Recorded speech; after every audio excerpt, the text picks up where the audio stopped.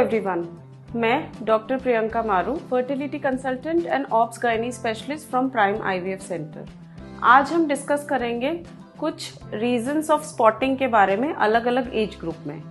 Spotting अलग अलग age group में अलग अलग रीजन से होती है, जैसे कि reproductive age group from the age of the start of periods, specially 16 साल से लेके और उसके बाद में up to the reproductive age like 40-42, जब तक मेंसेस खत्म नहीं होते उससे पहले तक में।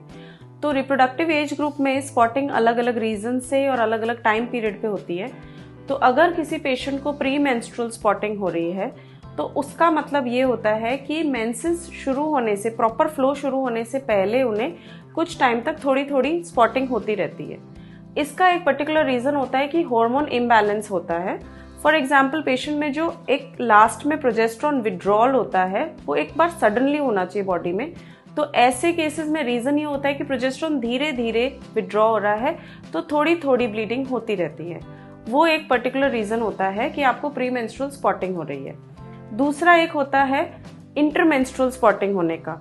इंटरमेंस्ट्रुअल स्पॉटिंग होने का एक मेन रीजन होता है कि कहीं ना कहीं आपके यूट्रस से एक एंडोमेट्रियम से ग्रोथ हो रही है, जिसे कि पॉलिप कहते हैं। पॉलिप या सबम्यूकस फाइब्रॉइड जो होता है वो धीरे धीरे डीके होके थोड़ी थोड़ी स्पॉटिंग कराते रहता है। वो इंटरमेंस्ट्रुअल स्पॉटिंग या इररेगुलर बीच बीच में कभी कभी स्पॉटिंग होती है, या किसी को एक ऐसा फाइब्रॉइड हो रहा है जो एंडोमेट्रियम के ऊपर थोड़ा दबाव डाल रहा है, इंडेंटिंग एंडोमेट्रियम करके रिपोर्ट आती है कि वो एंडोमेट्रियम को थोड़ा थोड़ा शेड ऑफ करवाता रहता है।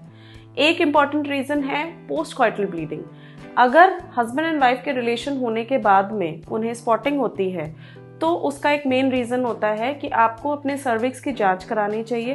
प्री कैंसरस या कैंसरस कंडीशंस ऐसी होती हैं जिनके अंदर पोस्ट कॉइटल ब्लीडिंग जो होती है वो बहुत कॉमन होती है।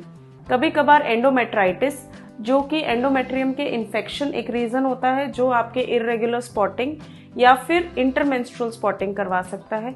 पोस्ट कॉइटल ब्लीडिंग जो हम पहले बात कर रहे थे, उसके अंदर आपको इसे बहुत सीरियसली लेना है।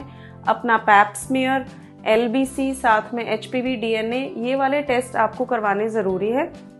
टाइम टू टाइम अपने सर्विक्स की एक विजुअल जांच कराई जाए। ज़रूरत पड़ने पे कॉल्पोस्कोपी या उससे एडवांस जो टेस्ट्स होते हैं वो करवाने ज़रूरी होते हैं।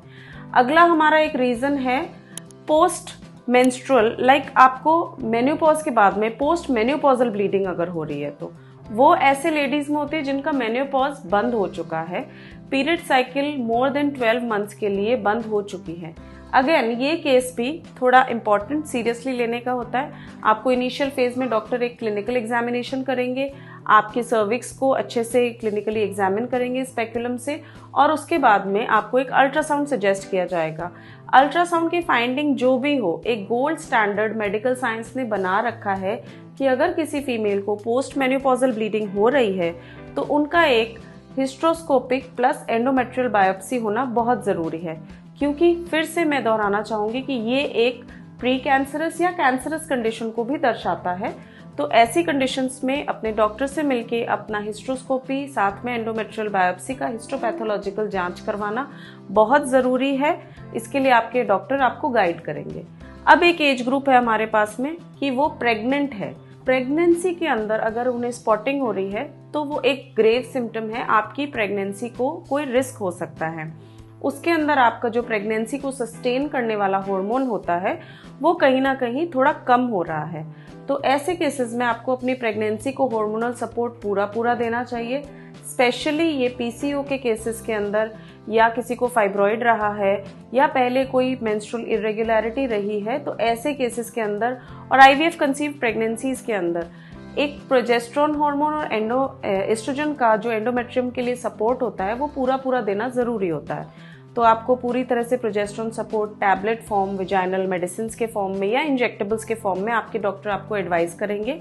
प्रेगनेंसी के दौरान होने वाली स्पॉटिंग को बिल्कुल भी नज़रअंदाज नहीं करना होता है। इमीडिएटली आपको अपने डॉक्टर से कांटेक्ट करना है। ज़रूरत पड़ने पे ultrasound, time to time foetal monitoring और आपको सपोर्ट के मेडिसिन सजेस्ट करना, आपके डॉक्टर आपको हमेशा गाइड करेंगे। इस तरह से अलग अलग स्पॉटिंग के रीजंस को मैंने कवर अप करके आपको समझाया है। आपको ऐसी कोई भी प्रॉब्लम हो, आप प्राइम IVF सेंटर से कांटेक्ट कर सकते हैं दिए गए नंबर पे, या फिर कमेंट सेक्शन में आप कमेंट कर सकते हैं। Thank you so much.